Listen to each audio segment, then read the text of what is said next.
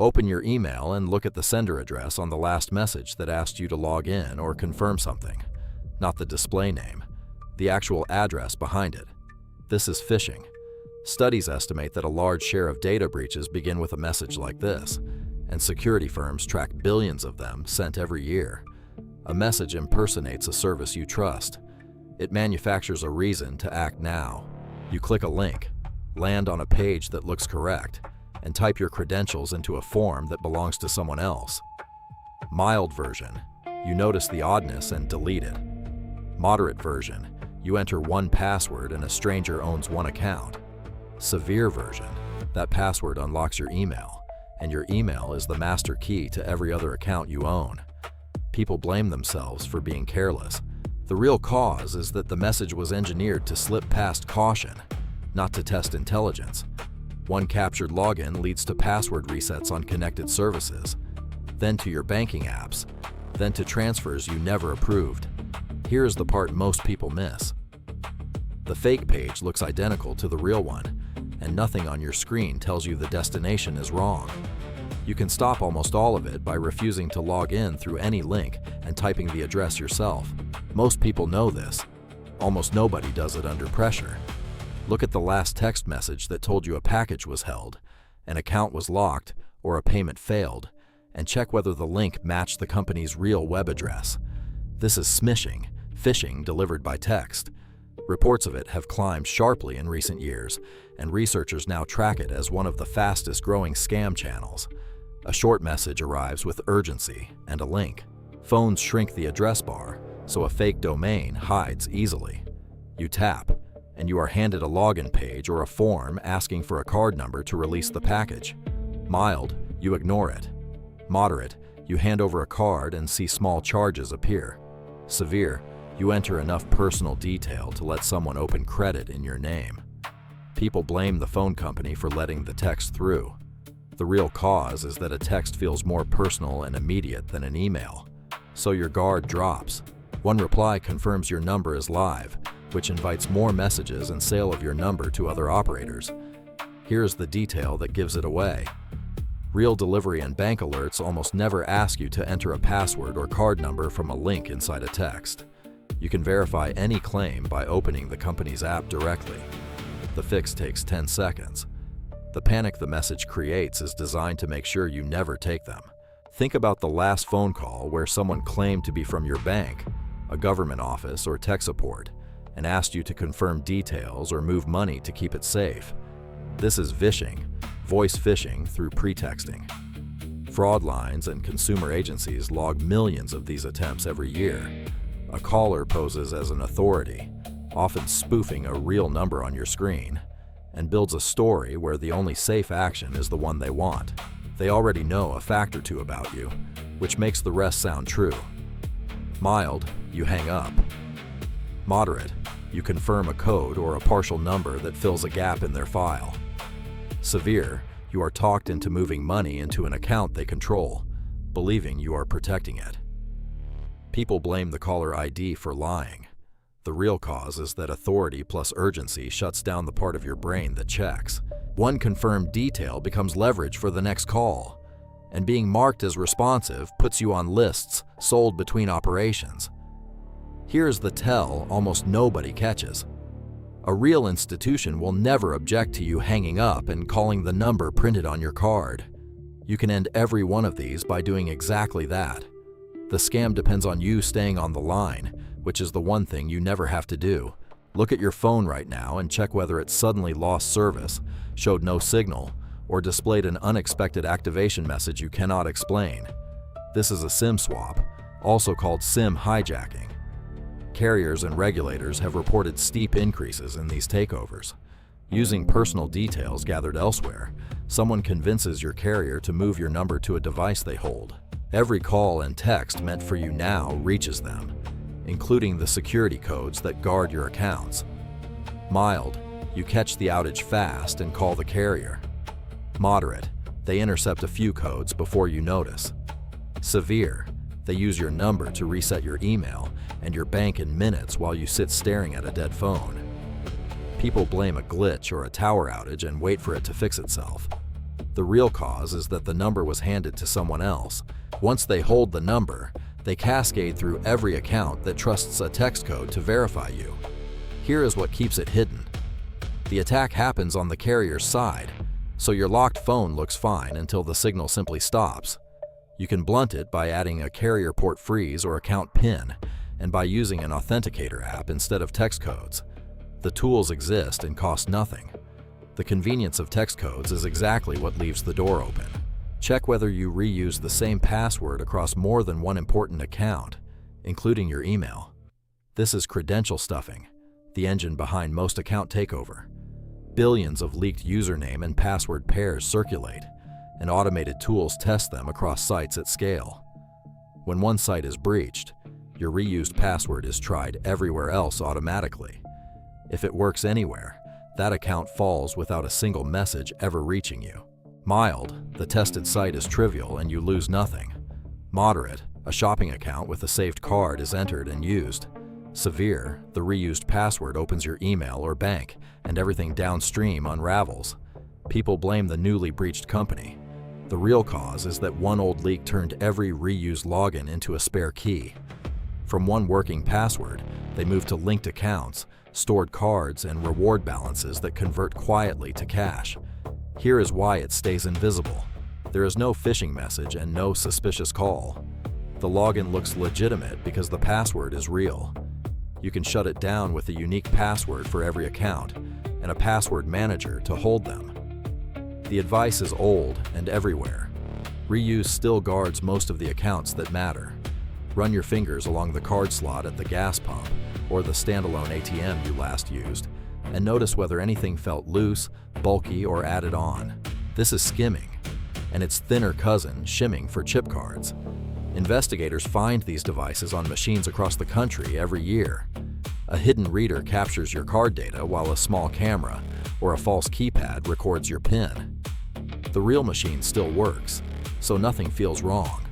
Mild, your bank flags the test charge and freezes the card. Moderate, your account is drained before an alert reaches you. Severe, the captured data is cloned onto blank cards and used in several places at once. People blame the store or their own bad luck. The real cause is a device placed on a machine that looked completely ordinary. One skimmed card becomes a batch sold together, so fraud can appear months later, long after you forgot the trip. Here's the part almost nobody notices. The overlay is built to match the machine, so it hides in plain sight. You can lower your risk by paying inside, using tap, and covering the keypad. The habit takes a second. The machine gives you no reason to bother. Look at the checkout page the next time you enter a card online and confirm the web address starts with a locked, correct domain and not a lookalike. This is formjacking, sometimes called e-skimming. Security researchers have found this hidden code on thousands of online stores. Attackers slip a small script into a real shopping site, often through a weak third-party tool, and it quietly copies your card number as you type it into the genuine checkout. Mild, the theft is caught in a breach notice, and your card is reissued. Moderate, your number is used before anyone discovers the leak. Severe, the same script runs undetected for months and harvests every buyer who passes through. People blame their own device or a virus. The real cause is that the store itself was compromised, not your computer. One infected checkout feeds a stream of fresh card numbers sold in bulk. Here is why it goes unseen. The page is the real page. The theft happens invisibly in the background as your order completes normally. You can limit exposure with virtual card numbers and by watching statements closely after any purchase. The protection is available from many banks. Most people never turn it on. Search your own email address on a reputable breach notification service and see how many leaks already contain it. This is data breach exposure, the raw material for most identity theft. Billions of records have been exposed, and many people appear in several breaches without knowing it. When a company you dealt with is breached, your name, address, and login details are packaged and resold to whoever will buy them. You did nothing and were never told in time. Mild, only an email address leaks and you get more spam. Moderate, A password or security answer leaks and accounts become reachable. Severe, a full profile with your social security number leaks and new accounts can be opened in your name. People blame themselves for signing up somewhere. The real cause is that a company held your data and failed to protect it. One exposed profile feeds phishing, SIM swaps, and new account fraud for years. Here is what keeps it quiet. The theft happens on a server you never see, and disclosure often arrives long after the damage begins. You can respond by freezing your credit and changing exposed passwords immediately. A credit freeze is free and reversible. Most people never place one until after the harm is done. Check whether any expected bill, statement, or new card has failed to arrive on time in the last 2 months. This is mail theft and its extension, change of address fraud. Postal inspectors receive many thousands of these complaints every year. Someone steals physical mail for the account numbers inside, or files a false forwarding request to reroute your mail to an address they control. Suddenly your statements stop, and you assume the mail is just slow. Mild, one statement goes missing and nothing more. Moderate, a new card or check is intercepted and used. Severe, your entire mail stream is redirected while new accounts pile up out of sight. People blame a slow or unreliable postal route. The real cause is that mail meant for you is being taken or forwarded elsewhere. Missing mail hides the very alerts that would warn you, so the fraud runs unseen. Here is the detail that gives it away. Your billing simply goes quiet, and silence rarely triggers alarm the way a strange charge does. You can catch it by tracking expected mail, enabling informed delivery, and calling any issuer whose statement disappears. The signal is the absence of something. That is exactly why it slips past. Pull your credit report from all 3 bureaus and look for any account, inquiry, or address you do not recognize. This is new account fraud, the classic form of identity theft. Consumer agencies rank it among the most reported and most damaging categories. Using your leaked personal details, someone opens a credit card, loan, or utility in your name at an address that is not yours. The bills go to them, or nowhere, and you never see the account exist. Mild, a single hard inquiry appears that you can dispute. Moderate, one account is opened and runs up a balance. Severe, several accounts open at once, and collections begin before you learn any of it happened. People blame a bank error when a strange notice arrives. The real cause is that your identity was used to pass a credit check. The unpaid accounts crater your score, which then blocks your own loans, housing, and sometimes jobs. Here is why it stays hidden. Nothing touches your existing accounts, so your familiar statements look perfectly normal. You can stop most of it cold with a credit freeze, which blocks new accounts unless you unlock it first. The freeze is free at every bureau. Most people leave their credit open. Compare the birth dates and social security details on any credit alerts you receive, and notice if a number close to yours is tied to a name you do not know. This is synthetic identity theft. It is one of the fastest growing forms of financial fraud tracked by lenders. Instead of stealing a whole identity, someone blends a real number, often a child's or a dormant one, with a made-up name and details to build a new person on paper. That fabricated identity borrows, defaults, and vanishes. Mild, a stray account attaches loosely to your number. Moderate, that account defaults and the debt echoes toward you. Severe, your number underpins years of borrowing you never knew existed. People blame a paperwork mix-up or a clerical error. The real cause is that your number was used as a seed to grow a fake identity. The damage spreads across lenders who each hold a piece, so no single alert shows the whole picture. Here is why it hides so well. The identity is partly fictional, so it does not match you cleanly enough to trigger normal fraud filters. You can guard the numbers most at risk, especially a child's, with a credit freeze. Few parents ever check. That is precisely what makes those numbers valuable. If you have children, try requesting a credit report in your minor child's name and see whether one exists at all. This is child identity theft. Studies suggest a meaningful share of children are affected before they ever apply for anything. A child's social security number is clean, unused, and unwatched. which makes it ideal for opening accounts that will not be checked for years. Someone in the household or a stranger with the number uses it, and no one looks. Mild, one account appears and is caught early. Moderate, several accounts accrue debt through childhood. Severe, your child reaches adulthood already buried in fraud and collections. People blame a filing mistake when the first denial arrives. The real cause is that a child's number was exploited precisely because nobody monitors it. The hidden debt surfaces at the worst moment, when a young adult first applies for a loan, an apartment, or a job. Here is what keeps it invisible. Children have no reason to check credit, so the fraud can run undisturbed for a decade.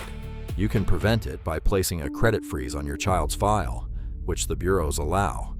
Almost no one does. That silence is the whole opportunity. Read the next explanation of benefits from your health insurer line by line, and check for a visit, procedure, or provider you never saw. This is medical identity theft.